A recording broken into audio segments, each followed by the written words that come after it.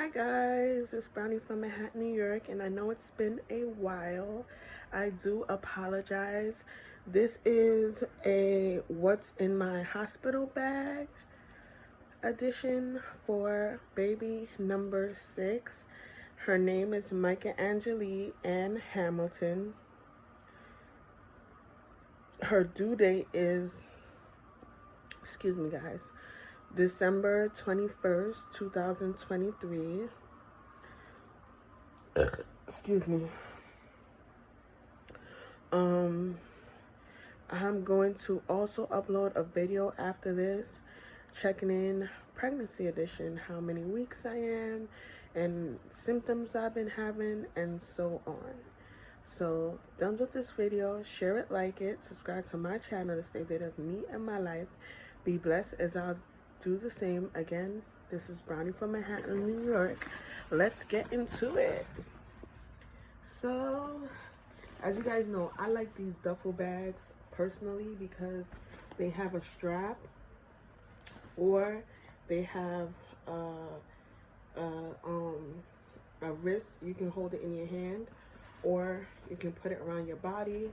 Me personally, I realized that after giving birth, I lost so much units of blood that I felt very weak and dizzy, especially being that I'm already anemic and I have herpes, so that compromises my immune system, like, to make me.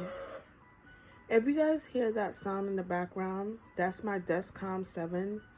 As you guys know, I'm diabetic, so I have a receiver and a sensor that monitors my blood sugar, so it's going off because I need to apply a new Dexcom receiver. I'm sorry, not receiver, sugar monitor. So let's get into it. I bought everything new. With every child, I always buy everything new.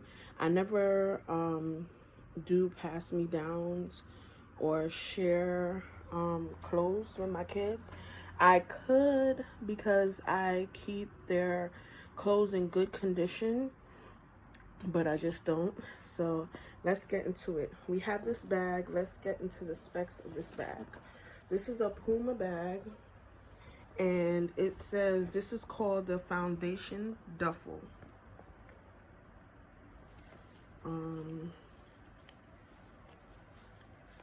It says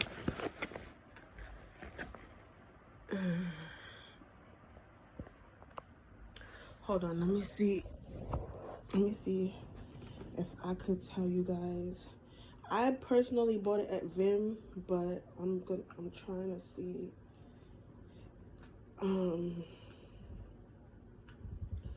the actual specs on this bag if you're interested in purchasing it yourself. If I could see like the price and stuff.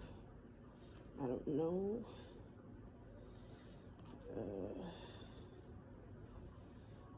Yeah, so it says it comes in one size, and it's not showing me the actual price. It says it has side mesh pockets, two-way zipper, footwear compartment, removable adjustable shoulder straps.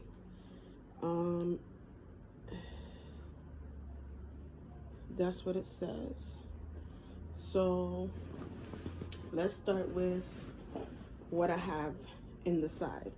So this is a mesh compartment, and all I have in here is my bedroom slippers. I bought these already and I never wore them, so if you watch my vlogs, they're from aerosols, and I never wore them, so I wear 9.5, so this is how they look. That's what's in the side compartment.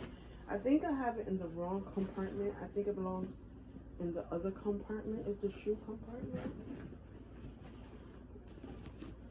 So I'm going to put them in the other compartment.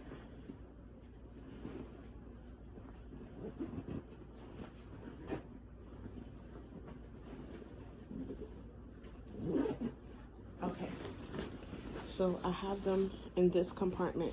Those are just bedroom slippers to wear around the hospital after I give birth. I find that my feet were very, very, very sensitive. So that's that.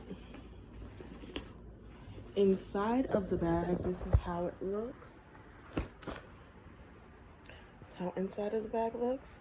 I'm gonna be taking out the items one by one so you guys can see it. So I have some 0 to 6 months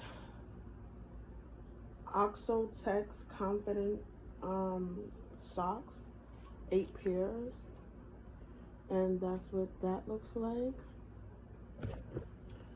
I have because she's gonna be born in December in New York City, it's gonna be cold, so I have a snowsuit. This is the snowsuit. It says Little Beginner 0 to 3 Pram. See label for fabric content and care instructions. It doesn't specify that it's a snowsuit, but it is a snowsuit. So I prefer something soft. So it has a hoodie. It has you can cover their hands. And of course, this is going to be cold. Her hands are going to be covered. Or you can opt to let the hands be out. Depending on your baby. Some people have a fussy baby. My babies are usually like okay with getting dressed from the hospital. But like if they get like overheated, they get like really fussy. So I bought this in 0 to 3 months. And this is how it looks. This is her outfit to take pictures in after she's born. I'm gonna wait like 24 hours after she's born. So this is just a cute little outfit. It ties on the side and it has footed bottom and it has a cute little bow.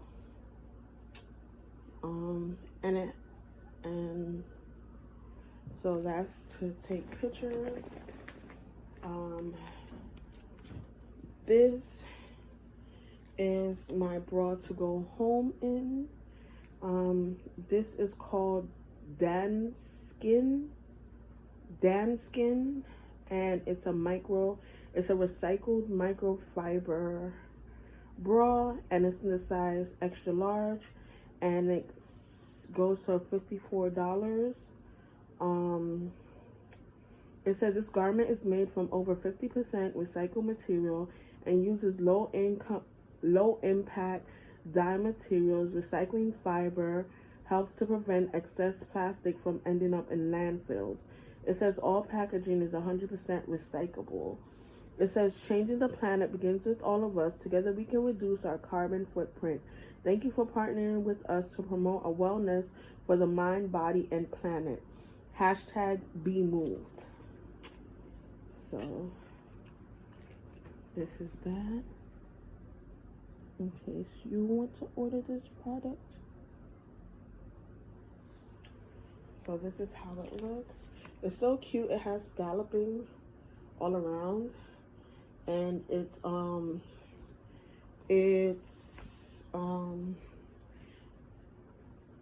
metal free, so it's really good to have. Then I bought this pajama set. This is the pants.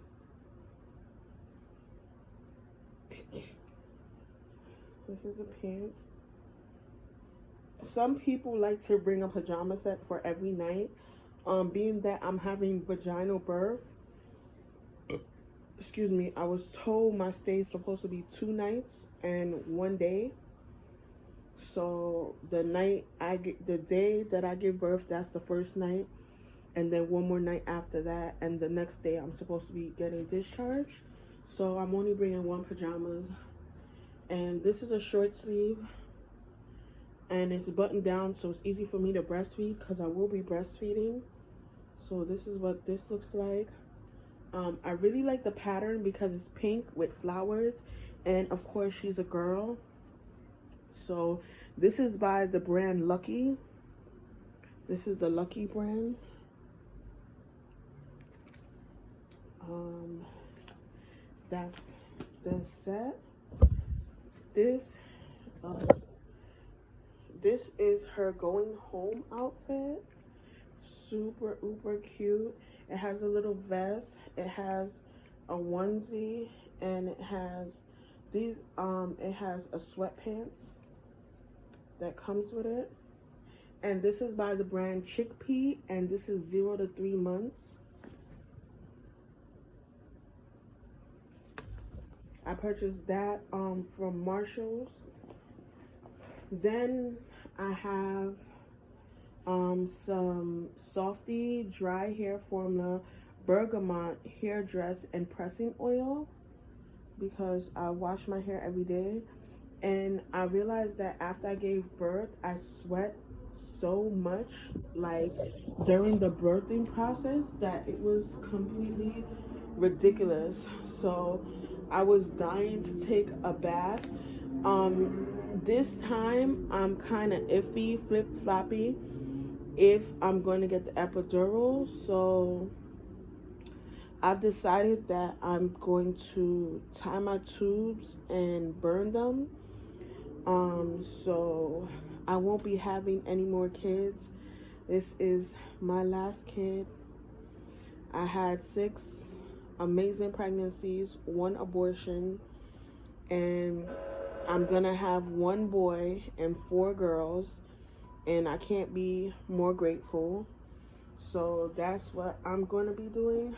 So I don't know. I don't know if I'm gonna have a longer stay, being that I'm having that procedure done. But as I get further along in my pregnancy, me and the obstetricianist will discuss that.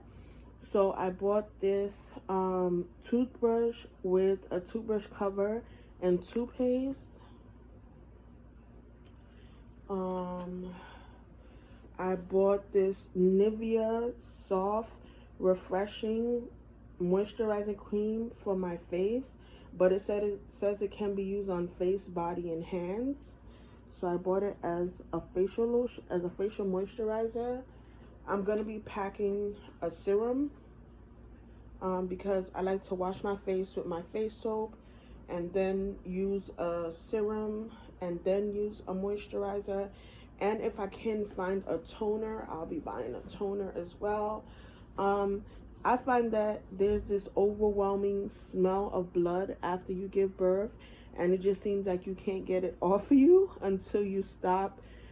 And it's a different smell of blood. Like, it's not the smell of blood like when you have your period. It's a smell of blood of like when you give blood. That smell of blood is the smell of blood that you smell like after you give birth. So I bought the Dove Go Fresh Revive Body Wash. It says week by week, skin feels plump, soothed, and soft. And this is the Nutrient Moisture. And this is the pomegranate, lemon, and verbena scent. And lemon is good for open wounds. And I always rip when I give birth. So the lemon will help me out. And the pomegranate will mask the scent of blood. So no sharks will come to get me. Just kidding, you guys. But this is the Dove body wash that I'm bringing. I bought the Avon Rare Pearls Roll-On Antiperspirant Deodorant.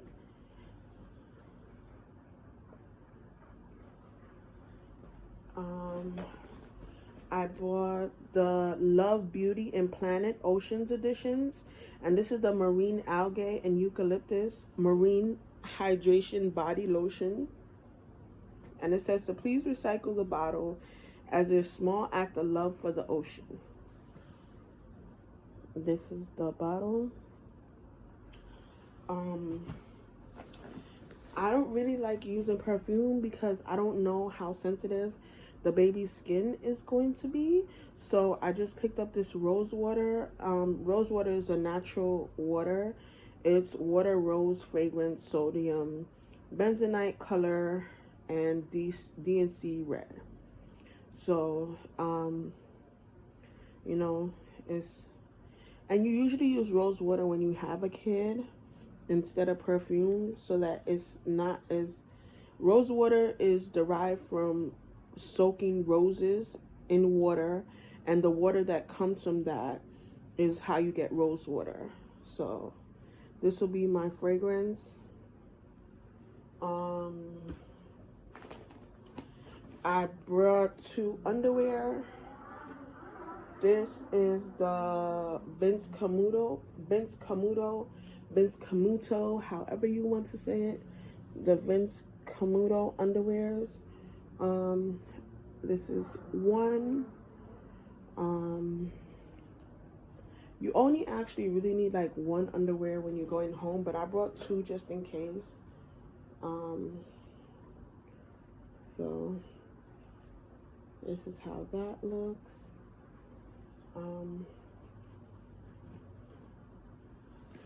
Then we have my charger. On the checklist from the hospital, it says to bring a 10-foot cable phone charger and any other device chargers that you're gonna need. Make sure it's at least 10 feet because you don't know exactly where the plug is going to be, and you want to make sure that the cord is long enough for the plug. So this is the cord, and this is the 10-foot cable iPhone charger, and a base.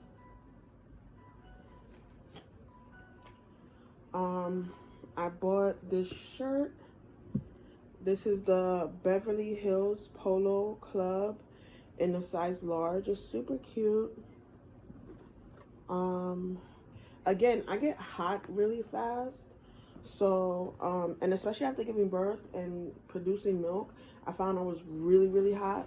So, and then I picked up these sweatpants. I picked them up from Vim, and this is actually the Vim brand.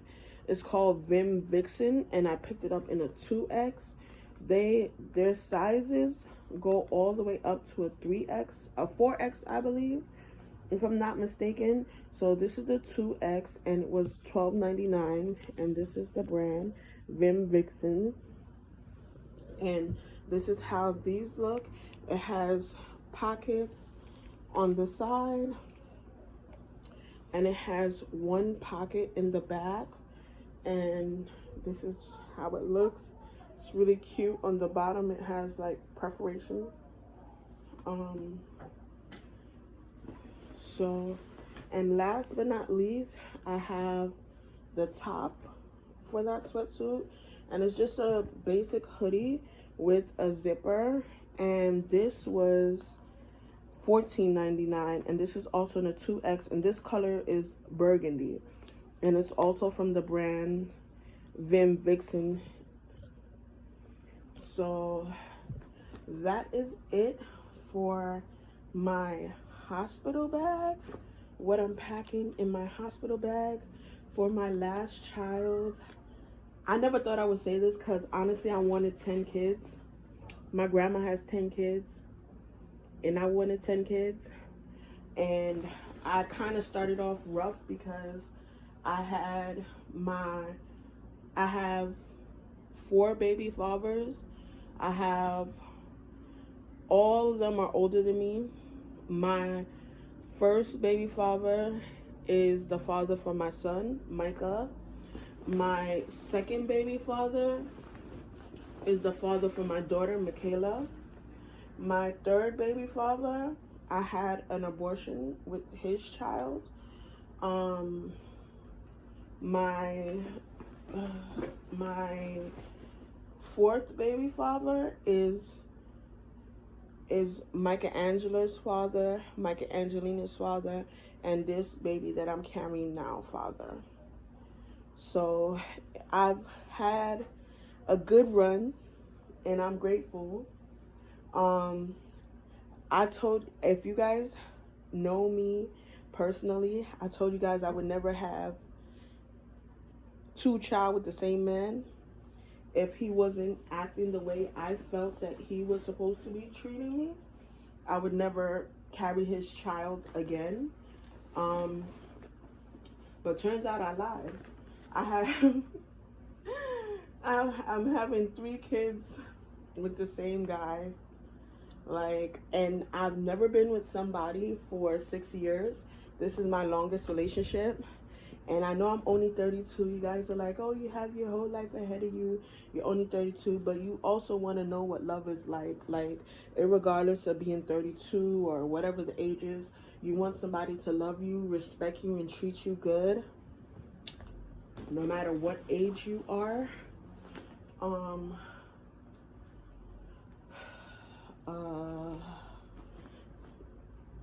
I've been, I can't believe that God blessed me with 5 beautiful kids. I remember telling my grandma I wanted 10 kids. She was like, how many kids do you want?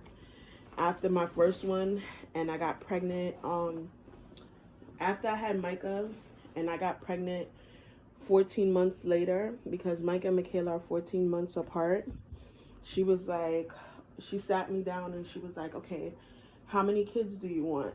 And I was like, Grandma, I want to be like you. I want 10 kids. And she was like, you think you think your body could take it? And I said, Grandma, if your body could take it, then my body definitely can take it. But I'm going to stop at 5. I feel like if I was running a marathon and I had a good run, so I am grateful for my run.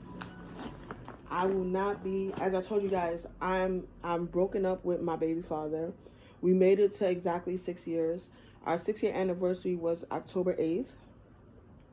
I waited till after our 6-year anniversary because I was like, I've come this far. I'm not about to stop right now. I'm going to celebrate one more anniversary. So I waited until our 6-year anniversary. And then, as I told you guys, I hadn't verbalized to him that it was over between me and him until last week, Wednesday. And as I'm filming this video, it is currently October 26th. So he was like, yeah, babe. And I was like, we're no longer together. I'm no longer interested in you. I feel like you have passed every boundary that I've set for you. Like, I'm the type of person, I tell you, don't do this, don't do that, don't do this. These stuff that I tell you don't do has come to me as a lesson from my previous relationships. So I knew that I would not mentally, physically, emotionally, however morally, be able to put up with certain stuff. And he has done not all of the things I told him not to do, but enough of them I told him not to do. You know, I was like, yo, do not do this, and that to me. If a woman gives you a blueprint, you guys, follow it. Because it just might be the ending of your relationship. If a man gives you a blueprint, it's not just a woman, it's also men. If a man gives you a blueprint and he says, don't do this to me, you should probably listen, you know. But unfortunately, that's the way the cookie crumbles. I had a good run, like I said. I was praying. I wanted to be in a longer relationship because my longest relationship before the 6 years was 2 years and 6 months. And I felt like if I could be with somebody for 2 years and 6 months and get engaged to them in 2 years and 6 months, be engaged to them for a year and 6 months, and be with them in total 2 years and 6 months, then I definitely could be in a relationship with somebody for more than 2 years and 6 months.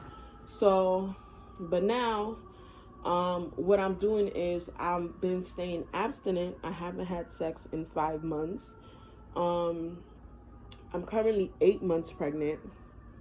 So I have a month left to go before I give birth. And if you guys watch my videos, you know I believe that you're pregnant for 10 months, not 9 months. So,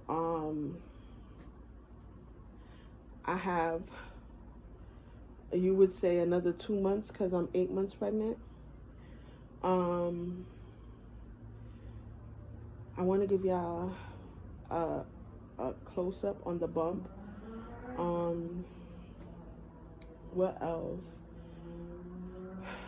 What else? I don't want to, oh, I will also be packing shampoo and conditioner and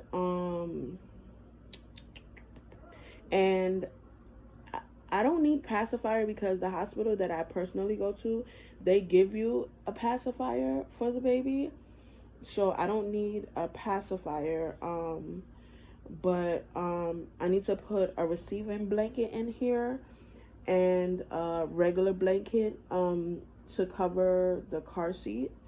You guys been asking me. I recently found out I had a meeting with ACS, and because of the pandemic, everything is virtual. So I had a virtual meeting with ACS, and I was really pissed with the outcome, but I'm not gonna argue with nobody. I know that there ain't a mother out there that's better than me. That's what I know. I also know that, like, I was raised in the streets. I raised myself. So sometimes people think that they're better than me, or like they know more than me, and they abuse their authority. And it's like, the system is always better than you. You know what I'm saying? You could, when I was 15 and I had my first child, they told me, and I was pregnant with my first child, they told me I would never have custody of him. I had custody. I gave birth to my son. I went home with my son, and I had custody of my son. The ACS worker was so pissed, the ACS worker on the case, because I was in the foster care system when I got pregnant, and she was so pissed that she hung up the phone when they told her that I was going to keep custody of my son. And it was like, I was crying in pure relief, because it was like, she was giving me a hard time. Any type of, I would say, I would call it pulling your leg, giving you a hard time. But it's like, it sounds so simple when you say pulling your leg, because when somebody is doing something that is purposely hurting you, and you lack self-control, like, I lack self-control, I can admit that. So when somebody is pulling your leg and you already lack self-control, and there's really nothing that stops you from lunging over the table and putting your hands on that female who's telling you that she's going to take your child away from you, and you've never felt pain like this in your life. Until you're pregnant, you will not know what I'm talking about. So this conversation is like, I mean, my video is not exclusive to mothers and mothers to be, and it's a learning lesson. Nobody never told me pregnancy was this hard. Like, they're like, oh, you get pregnant and you have a beautiful kid. Nobody never told me that my body was going to stretch to a point of that I didn't know that it was possible it could continue stretching, to the point that my any navel belly button, is how you guys would say it, my any belly button would now retract would now extract and be all the way out, and no longer be an innie, because that space is needed for a child which I'm creating from my flesh and blood, a child which they told me that I wouldn't even make it to see 18, and here it is, I'm here creating new generations, and you know, like breaking generational curses. Like they told me I was never gonna get a high school diploma. I would never make it to 18. I would never make it out the group home. I would never make it out of foster care. They still say stuff like that to me. I remember my teacher in college that failed me. She failed me simply because she disrespected me and I disrespected her back. And I looked down on her, to be honest, because I was like, wait a minute. I got 2 kids, 4 pregnancies. I was currently pregnant with my 4th child. And this woman has 1 child and she's trying to look down on me. I don't think so. She better look up when she's trying to look at me. I was not having it. And we had several arguments throughout the semester. And my classmates was like, oh, you should report her. And I was like, I don't feel like I should report her because she disrespected me and I disrespected her back. And I feel comfortable with what I said. And she looks like she feels comfortable with what she said. So we could leave it at that. However, in the very end, she abused her authority by failing me simply because of arguments. She said to me, she was like, and I take this very bad. This very statement that I'm about to say out my mouth has got to be the worst thing you could tell somebody who never had nothing and never had nobody, and nobody never sticked around in their life. They done raised themselves. The baby fathers ain't even stick around. You know what I'm saying? So this has got to be the worst statement you could say to somebody like me. Oh, I'm going to show you. I'm going to show you, like that. That's like, oh my gosh, I can't breathe. What are you going to show me? So it's like, you know, you start sweating. You like, oh my gosh, is it just me? Did it just get hot in here? Did she just invite me to a fight? Am I not understanding what she just said to me? Like, did she just say, like, I would have fight you in different words? Like, so, like, I'm like, and so, afterwards, her superior reached out to me and she was like, I heard that the students reported her and they said that there was other students that she had disrespected. But like I said, I didn't want to report her because I felt confident enough that she said what she said, I said what I said, and I was good with that. I didn't need to abuse my authority because my whole life I've been around people that abuse their authority. So I don't need to do stuff like that. Like, I'm on the up and up. I'm doing things that people told me I would never even live to see. Like, I am 32 years old. I have 5 beautiful, healthy kids. Well, 4 and 1 on the way.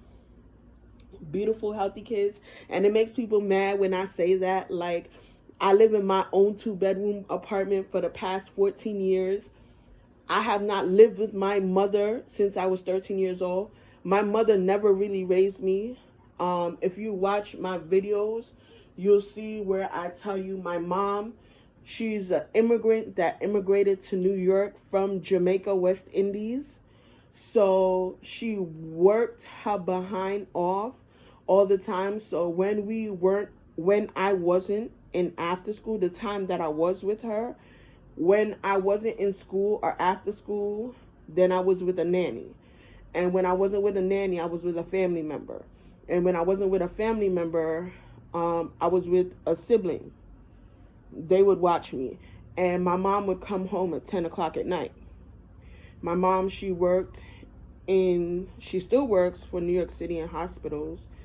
And she worked in the hospice and she worked as a home health aide. She didn't need to do all those jobs to put food on the table. However, she wanted to buy a house of her own. So in order to buy that house of her own, she decided that she would work multiple jobs to be able to buy a house of her own because she did not like the treatment she received as a renter. And she also felt like she was losing out on money paying some landlord that could kick her out at any moment versus having her own. The only way that she gets kicked out is if she doesn't pay her mortgage or she does something that is, against the rules of being a homeowner. So, with that said, that was a mouthful. So, my mom, I was being molested by her baby father. Um, it got worse when she got pregnant for him. And it happened for 2 years, and I didn't know because I was so young. I didn't know what was happening. And when I became an adult and we had several conversations, she um she admitted to me that he admitted to her to molesting me, but she felt like he was all she had, and she was not willing to lose her man to keep a child that she already had. So she says she said that she felt like because I was her child, I would put up with anything. But I was lucky that I was taught, that there's boundaries and there's just certain stuff that you don't put up with from anybody, whether it be your mother, your father, anybody. Like, they can't do whatever they want to do to you. But so me and my mom have the most toxic relationship that a mother and daughter could ever have. We threaten each other. We've pulled out knives on each other. We've we've damn near fought. Like, is very toxic. It's not good. I don't think it's ever going to get better because she's still with that man that molested me as a child, and I can't see you saying that you love me but you're still with somebody that hurt me. Like, that doesn't add up. So we will never have a relationship as long as she stays with that guy. My little brother is 21 years old. There's no need for her to be with this man. It was hard, and I had to learn that it's not my little brother's fault. For a long time, like, I would shun him. Like, he would be talking to me, and I would just be there and act like I didn't hear he was talking to me, because all I could think about was what his father did to me. And then I got to understand that he was just a fetus in her womb, and he never had nothing to do with it. So I will never blame him for what his father did. And through therapy, I love my little brother so much. If there's anything I can do for him, I'm already struggling single mother because I'm about to have 5 kids. But if there's anything I could do for him, I would try my best to do it for him. And he's an amazing young man. He has so many talents and so many skills, and he's really, really amazing. For a long time, me and my siblings raised my little brother, because she turned around and she said she didn't want my little brother. And we were like, she treated us awful, me, my sister, and my brother, when she was pregnant with my little brother. But we understood that this child had nothing to do with what an adult did to us. So we basically raised him, and if you ask anybody, that's his biological mom, but we're like his parents. We try our best to be like the mom he'll never have, because she's not willing to step up to the plate and be a mother to him or me or my sister or my brother. So we take care of each other, and but there's still like that separation because of the fact that I feel like being that I was raised in foster care and I raised myself, me taking like people giving me instructions and telling me what to do and telling me, like they know everything about life, and like you aren't entitled to make your own mistakes. I don't believe that having children is a mistake, because so be the case, then you're the first mistake that was ever made. I don't like when people say certain stuff about, I don't take it good when people say stuff about my kids or kids in general, because kids are innocent gifts from God and they did not ask to be here. Their parents did the nasty and their mama decided not to abort them, and then they was born. And that's how kids get here. So I don't even feel like doing another video right now, so I'm just gonna like complete this video with the bump. I am 32 weeks and 2 days pregnant. That is 8 months pregnant. As you guys can see, the bump is bumping. I am bumping. Let me see if I could give y'all a better look at the belly. This is the belly. I am bumping. This is my last baby. I enjoyed every moment of being pregnant with her. I'm going to miss being pregnant, because I'm not for nothing. I kind of got a little addicted to being pregnant, because like it's something that is yours, that is made up of your DNA, your blood. Is the epitome of you, but yet is so unique because it's its own thing. You know what I'm saying? So I kind of got like addicted to that. I'm not gonna lie. Like seeing them, how they look, their facial structures, their hair types, 4A, 4B, 4C, how they talk, how they walk, how long it takes them to grow teeth, how long it took each one to their complexions. I have a blast. I'm having a blast with motherhood. I've never felt loved in my life until I met a stranger that I carried in my womb for 10 months. And then I felt loved. I knew what true love was. Besides that, I've never felt loved in my life. And I'm 32 years old. And I've been saying that since I was as long as I can remember. So, but this is my last time, my last rodeo. This one was hard though. I'm not gonna tell no lie. This one was one of the most challenging. I have been in and out the hospital from the very beginning of this pregnancy. Then the doctor told me in the very beginning of this pregnancy to choose between work, and I love my money. I love my money. And that would be a reduction of my money. But I love Michelangelo more.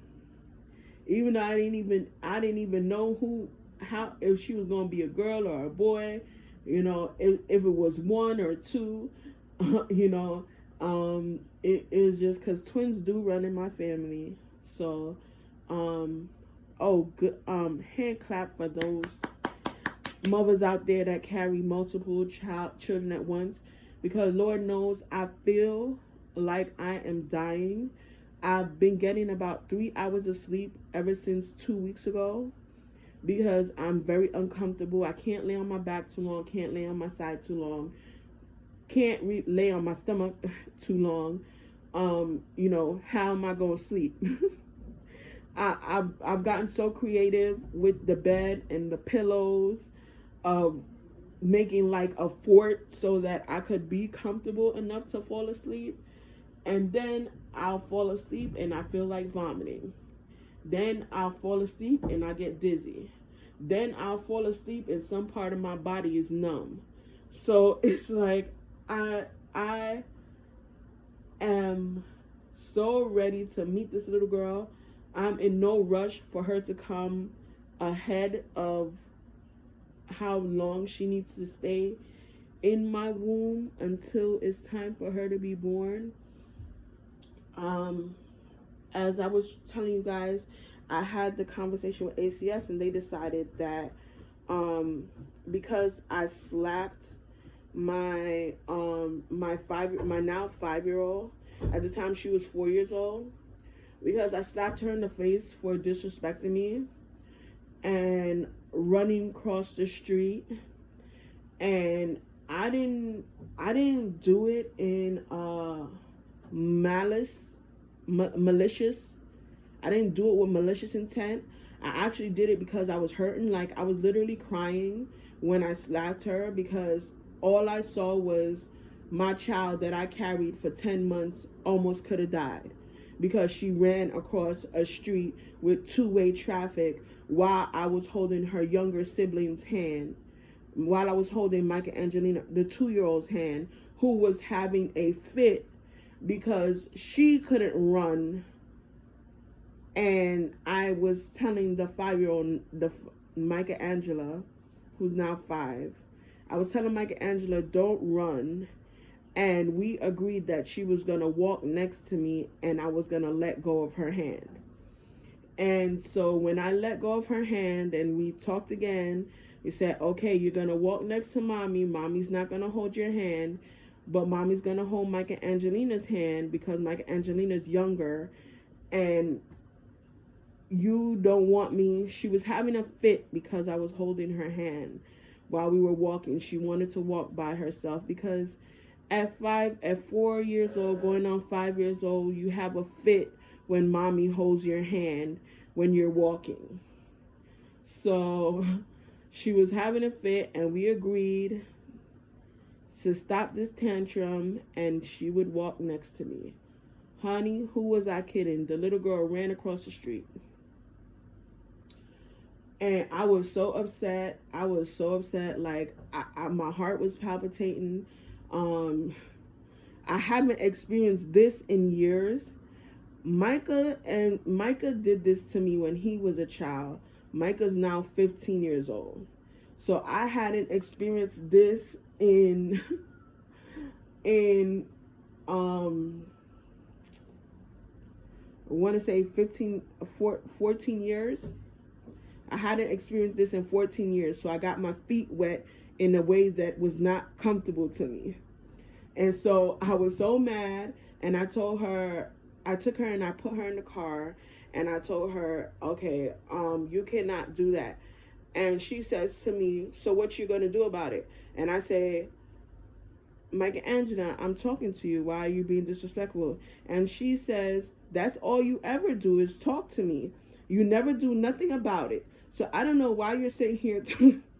My 4-year-old, you guys, my 4-year-old. This was her response to me damn near losing my mind because she ran across the street. Then I said to her, I'm going to give you pow pow the next time you do this. And she goes, you always say you're going to give me pow pow. You never do it. And I go, oh, you little... I go, you little thing, I don't even believe you right now. Like, why are you talking back to me and being so rude? And she goes, I'm not rude, you're rude. And I go, oh my God. And I'm like, I'm not laughing. I can laugh about it now, but in the time of, I cannot laugh. I was literally crying. And so she then kicked me and tried to slap me in my face. So I slapped her in her face. And that was the scenario. And I immediately felt bad because of the fact that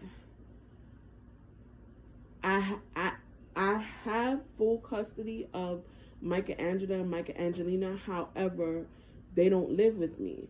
So I immediately felt bad because I was like, is she acting out because she's not seeing me enough? And then she started crying and she was like, Mommy, I miss you. And I was just like, I felt so bad. I started apologizing to her and kissing her and holding her and hugging her doing all the things that you don't do once you reprimand your child. I don't know if I'm supposed to be doing gentle parenting or harsh parenting. I don't know. Y'all help me. I don't know. I'm just trying the best I can. And I immediately felt bad and I consoled her. So I think, like I told you, like I honestly feel like my mother told her to tell the school that I slapped her, because Michelangelo told her pre-K teacher that she was acting out because I slapped her. Now, the pre-K teacher said she'd been acting out since the beginning of the semester, but she never reached out to me. She never reached out to the social worker. She never even reached out to my mother. So nobody knew that Michelangelo was acting out in school. That was also a reason why I slapped her. The guy that we hired to pick her up from school said he went to school and Michelangelo made him wait an extra half an hour because she was telling the teacher that she's not going home. She's not leaving school. So with all of this combined, I was really pissed and I slapped her. I was like, so I also was talking to her about that. I was like, you're a child, an adult came to get you and you're only 4 years old and you tell the adult that you're not going with him. Like, how dare you? You don't make that decision. Whenever an adult that was sent to pick you up comes to get you, you go with the adult. You don't get to decide that you're not. And so he said he had to wait half an hour. Now, this is not somebody that does this for free. This is somebody who we pay to pick up, who we pay to pick her up after school and bring her home. And in order for him to do that, it causes him gas to drive and go and pick her up, and gas to drive her back to the house, and then gas to drive her to the agency for the visits. We also pay him to bring Michelangelo and Michelangelina to the visits. So it was just like, I had enough. And then it was like, for like 2 months before that, she was going through a no stage. I was like, don't do this, and she would yell at me, no.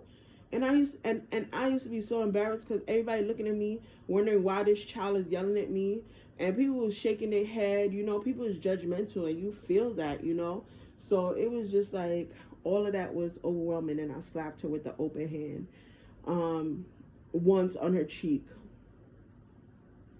her face. So if I had my child for 4 years and I slapped her once, I don't see what the big deal is. If I had my child for 4 years and I've slapped her and beat her and spanked her, multiple times for the 4 years, then maybe we'd be talking about something. But for the one time I slapped her, they trying to tell me that I can't keep custody of my unborn child because I slapped my 4-year-old who was being very mean to me and disrespectful and doing whatever she wanted to do for months. And even like the teacher said that she could not teach the class because Michelangelo took the rubbish can and threw all the contents that was in the rubbish can all over the classroom.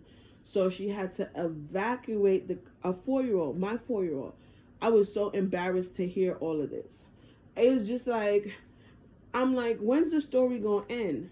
Why did this teacher not reach out to us when these behaviors were going on?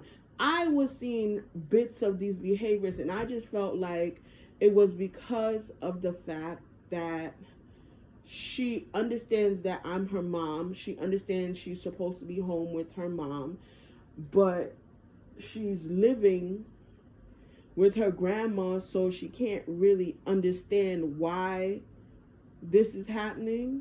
So she was acting out with me. And then I came to the conclusion that it was something mentally, like, because a lot of it was like, if I turned my attention to her younger sibling, she would then act out. So I have 4 kids. Micah's 15, Michaela's 14, Micah Angela's 5, Micah Angelina's 3. I'm also expecting. So I have to give time to all 5 of these children. I have to give time to the newborn by going to prenatal clinics and visits and sonograms and non-stress tests and buying her buying her clothes and things. I have to give attention to my son to know what's going on in high school, because high school is a dangerous place. You know, I have to know what's going on in high school, what's going on with friends, also with my 14-year-old Michaela, what's going on in middle school, what's going on with friends. These places are dangerous. They're not home where you control the environment. Anything can happen. They can be being exposed to all type of things. You have to really monitor and keep up with them. So it is like physically impossible for me just to pay attention to Mike and Angela when I have gonna be 4 other kids. So I came to the conclusion that it was something mentally, because these behaviors would always happen when I shared my attention amongst the other kids. So I asked them to evaluate her, and they did, and it turns out she has ADHD. Her father has ADHD, so this could have been like just genetics in its own. They also said my 3-year-old, but they can't give me a definite. They also said Micah Angelina has ADHD, which is also Kenneth's daughter, and he has ADHD. But they said that they can't give me a definite, yes, that she has ADHD until she's 5 years old, because sometimes they just might be going through a behavioral they would say a behavioral bad time, and it might change, but I highly doubt it, because she's showing the same symptoms as Micah Angela. So I do feel like it's something mentally. I feel like with therapy and stuff, I will be able to be the best parent I could be to my children if they receive therapy. I'm not willing to explore any type of medicines. My baby father has told me that he was so out of control growing up because his ADHD was so severe that he was on medicines. I don't plan on putting my child on medicines. I'm always going to try a homeopathic method first. So, like I said, I had a good run. Those are my first kids with mental disabilities, because I wasn't born with mental disabilities. I developed PTSD after being molested as a child. PTSD is post-traumatic stress disorder. For those of you who don't know, it's when something traumatic in your life takes place, and then after that you can suffer with relapse, episodic. It's so many different things. Look it up, you guys. But I've had a good run. I am grateful for all my kids. As I told you guys, I was bawling my eyes out when the ACS worker told me that you're going to try to blame my 5-year-old. You're not going to be truthful and say that after speaking to my mom and her making false accusations against me because of our turbulent relationship is the reason why you're going to take my child away from me, then we just going to leave it at that. I hate when people lie to me or beat around the bush. Like, I know what happened because the teacher told me that after speaking to my mom, she said after Michelangelo told her that I slapped her, and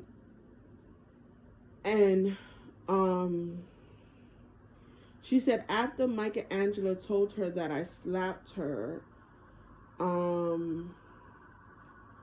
like they wanted me to lie on my child. So she asked me, I was like, yeah, I slapped her. That's my child. I slapped her.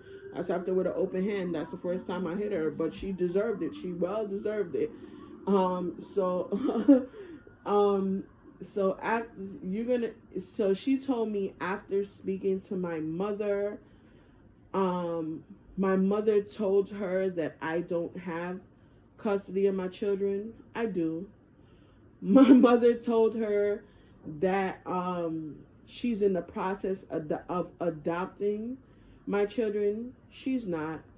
My mother told her that why would you tell apparently my mother told her like I was mentally unstable. So this is why. And if anything, I received my diagnosis because I wasn't born with a mental illness. If anything, I received my mental illness from your lack of parenting and your choice of men.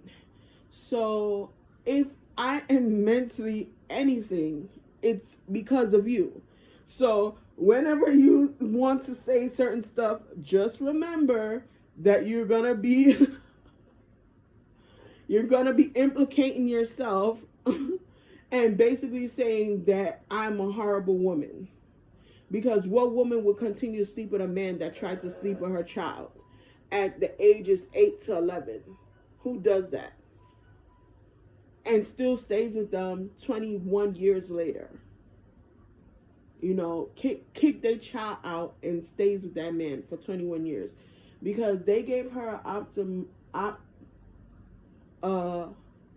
they told her if she wanted to keep custody of me, being that I'm accusing him of molesting me, she would have to cut all ties with him until I reached 18 years old.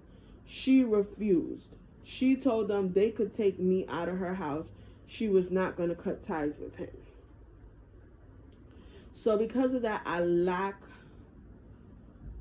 have a lot of emotional issues, but none of them have ever been to harm my children in any type of way. It's been personal, and it's been with my depression, and you know, it's a long way coming. So yeah, thumbs up this video, share it, like it, subscribe to my channel to stay updated with me and my life. Be blessed as I'll do the same. Again, this is Brownie from Manhattan, New York. Mwah!